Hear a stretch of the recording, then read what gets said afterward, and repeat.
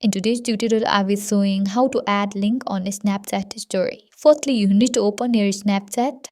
Now you need to choose the video or picture for the Snapchat story. You can choose it from camera roll or click all picture from the camera.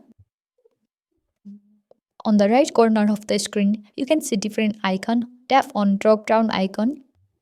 Now you need to tap on picker click icon.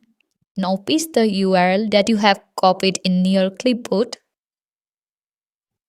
On the bottom of the screen, tap on Attach to Snap. Then on the bottom right corner, tap on Send to. Double on My Story. Then tap on Uploads. Now here at the top left corner, you can see story has been uploading.